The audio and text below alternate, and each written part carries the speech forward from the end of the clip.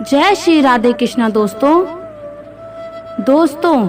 क्या सोने के बाद आत्मा कहाँ जाती है? क्या करती है आत्मा का सबसे बड़ा रहस्य क्या है? क्या आप जानते हो? कई लोग इस सवाल का जवाब जानने के लिए इच्छुक रहते हैं। क्या कई बार सोने के बाद हमारी आत्मा परमात्मा से मिलकर आ जाती है? क्या इसलिए हमें सपने आते हैं और सपने में हम कहीं पर भी चले जाते हैं और सपने में पता नहीं क्या क्या होता रहता है? अब आखिर सोने के बाद आत्मा कहाँ जाती है? सोने के बाद आत्मा घूमने के लिए जाती है। अगर कोई बांध ले आत्मा को तो क्या होगा? इस सवाल का जवाब हर इंसान को जानना बेहद ही जरूरी है। तो दोस्तों, आपसे अनुरोध है, आप भगवान श्री कृष्ण के भक्त हैं तो कमेंट में जरूर लिखिए जय श्री कृष्णा राधे राधे। कुछ लोग इस वीडियो को स्वीकार नहीं कर पाएंगे क्योंकि उनको लगता है कि यह सब पाखंड है। असल में पाखंड जैसा कुछ नहीं होता है। आत्मा कोई पाखंड नहीं है। आत्मा एक जीव है जो कभी नहीं मरता। कुछ पत्रिकाएं आपको यह बता सकती हैं कि आत्मा नहीं होती, लेकिन मित्रों, एक श्लोक में भगवान कृष्ण कहते हैं कि हे पार्थ, आत्मा को ना शास्त्र काट सकता है, न आग जला सकती है, न उसे हवा उड़ा सकती है और न ही उसे कोई दुख होता है। आत्मा सदा ही अमर रहती है। तो दोस्तों, कुछ लोग कहते हैं कि सोने के बाद आत्मा पता नहीं कहां कहां की यात्रा करके आती है। सपनों का मनोविज्ञान शुरू से ही मनुष्य के लिए अजीब सा विषय रहा है। वैज्ञानिकों और मनोचिकित्सकों ने अपने अपने ढंग से इसकी व्याख्या की है। दोस्तों, जैसा कि आप सभी को मालूम है कि जब हम सब गहरी नींद में होते हैं तो हम सब सपना देखते हैं। सपना आज भी शोध का रोचक बना हुआ है। जब हम रात में सोते हैं तो उस समय आत्मा का कोई क्या होता है? क्या वह शरीर में रहती है या फिर कहीं चली जाती है? और भी ऐसे कई सारे सवाल होते हैं जिनका जवाब इंसान जानना चाहता है, क्योंकि हर कोई चाहता है कि वह अपने बारे में सब कुछ जाने। और जब आत्मा की बात आती है तो लोग इसके प्रति ज्यादा जिज्ञासु हो जाते हैं।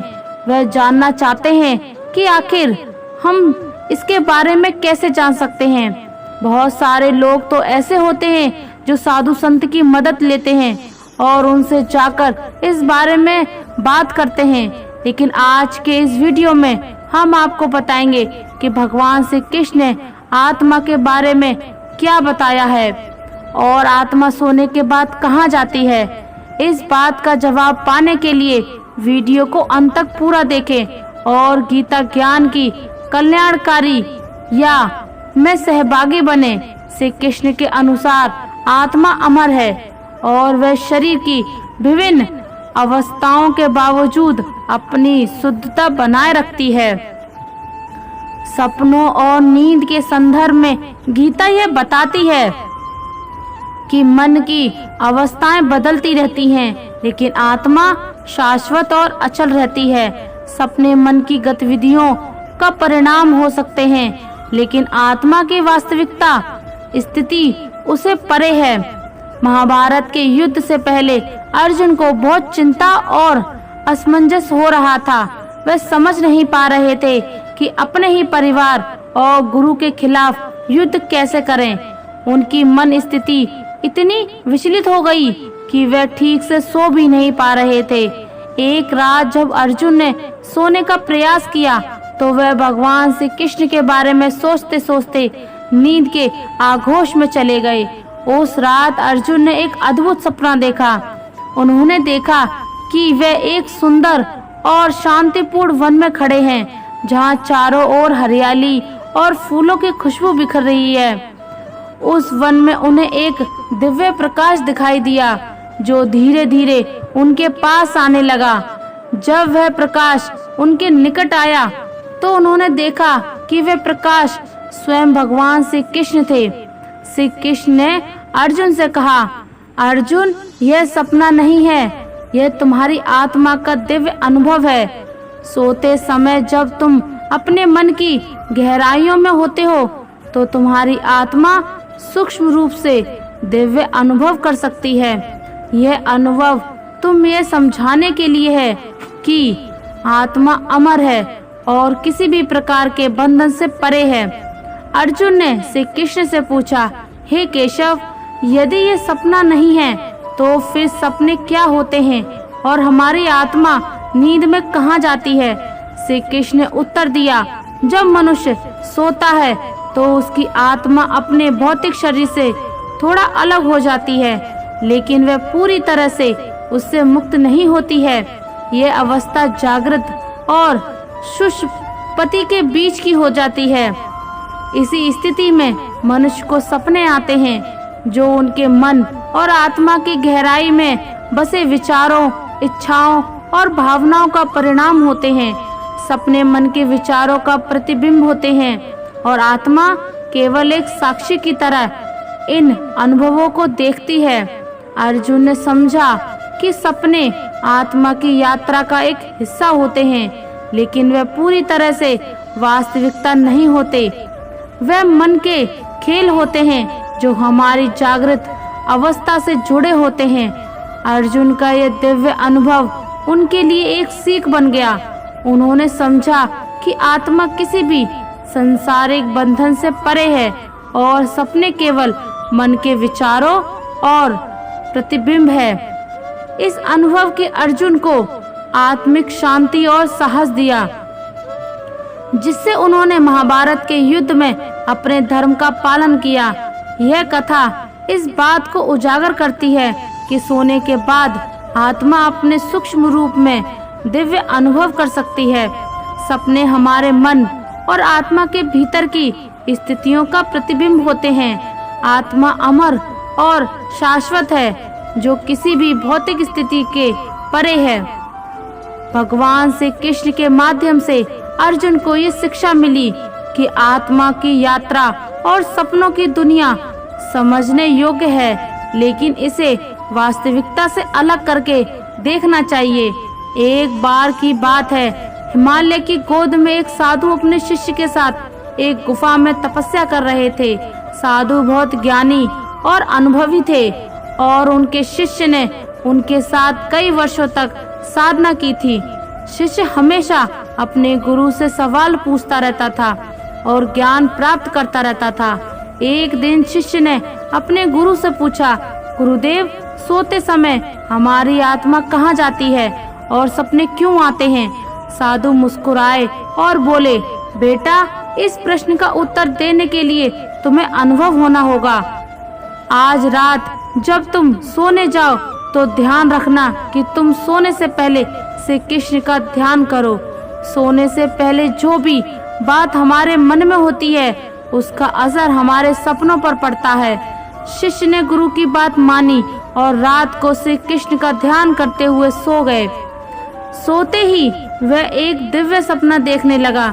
उसने देखा कि वह एक विशाल समुद्र के किनारे खड़ा है, जहाँ एक विशाल लहर उसकी ओर बढ़ रही है। लहर के साथ एक अद्भुत प्रकाश आ रहा था, जो उसकी आत्मा को गहराइयों से छू रहा था।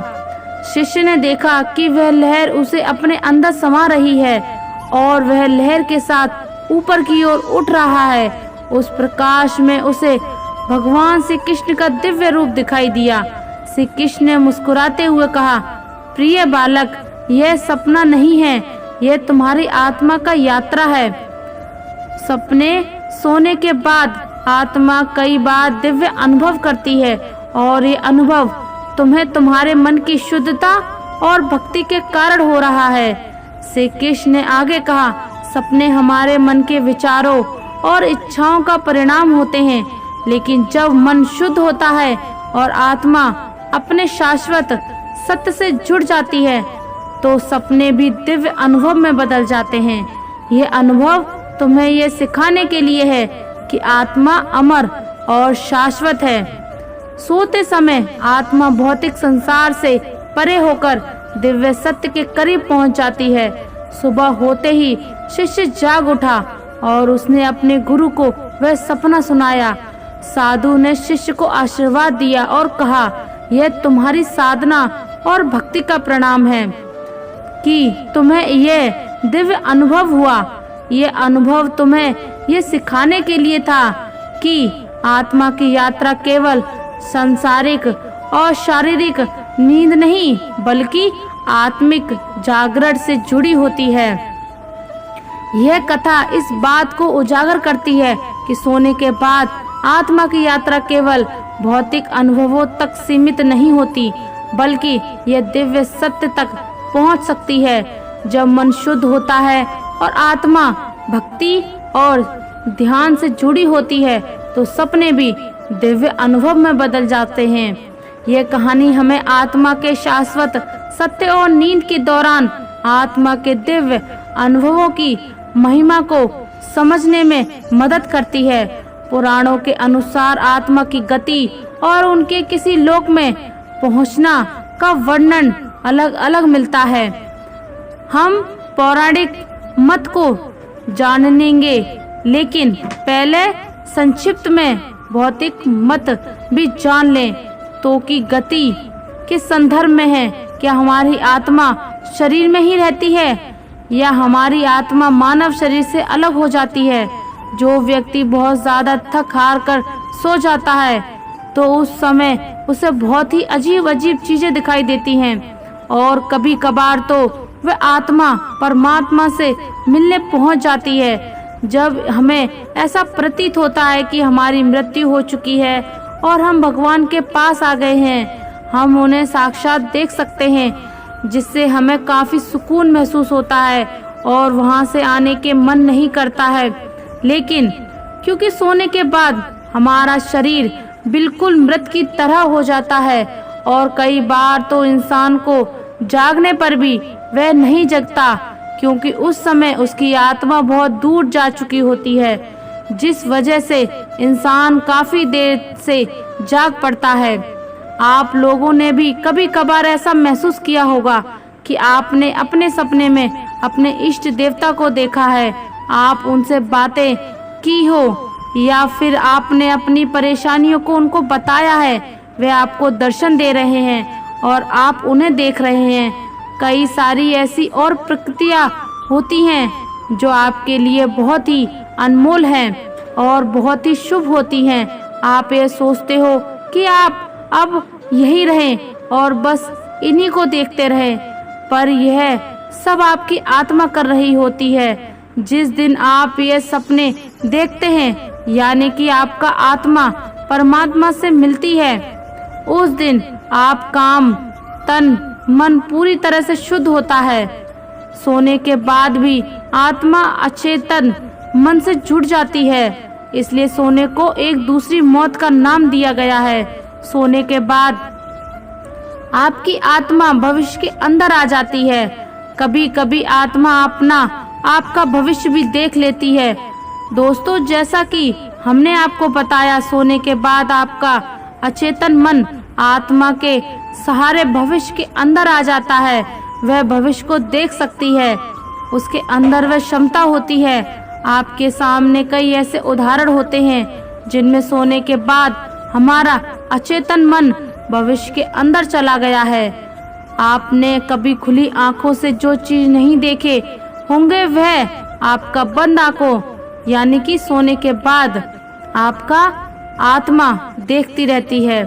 वरना हम कैसे देख लेंगे? सोने के बाद तो हमारी आंखें बंद हो जाती हैं। आपको भी कई ऐसे सपने आए थे कि वह बाद में सच हो गए।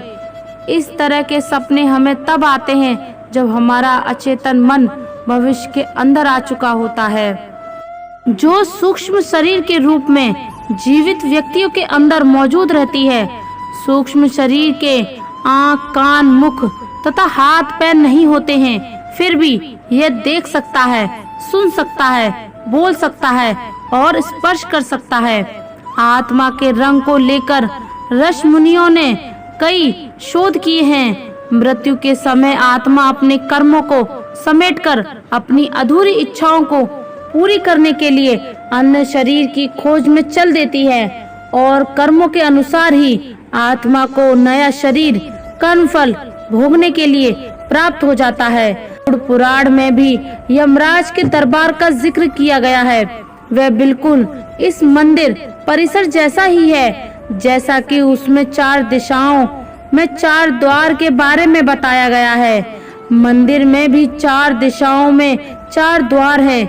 यही वजह है कि लोग इसे ही यमराज का मंदिर मानते हैं। इस मंदिर परिसर में चित्रगुप्त के कक्ष में आत्मा के उल्टे पैर भी दर्शाए गए हैं। संसार के प्रत्येक जीव में आत्मा होती है और आत्मा परमात्मा के निकट होती है।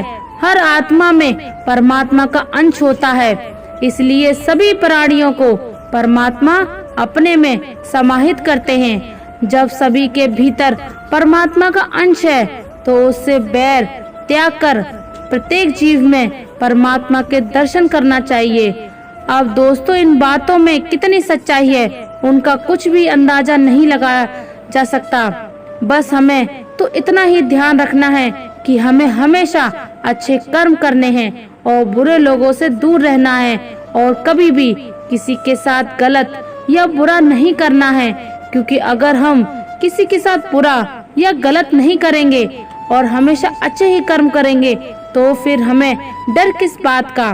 फिर तो हमें डरना भी नहीं पड़ेगा, क्योंकि अगर कोई हमें ये कहेगा कि तुम्हें कर्मों का फल भोगना पड़ेगा, तो वह भी हमें दुआ लगेगी, ना कि बद्दुआ। अगर हम गलत काम करेंगे तो हमें डर लगेगा कि हमें तो हमारे कर्मों का फल मिलेगा। इसलिए हमेशा अच्छे कर्म करें और सभी के साथ अच्छा व्यवहार करें और अपनी जिंदगी को अच्छे से जिए। प्रिय दोस्तों, आशा करते हैं अगर आपको हमारा ये वीडियो अच्छा लगे तो कमेंट में जरूर बता देना, और अगर आप हमारे चैनल पर नए हैं तो चैनल को सब्सक्राइब जरूर कर लेना। धन्यवाद। जय श्री राधे कृष्णा।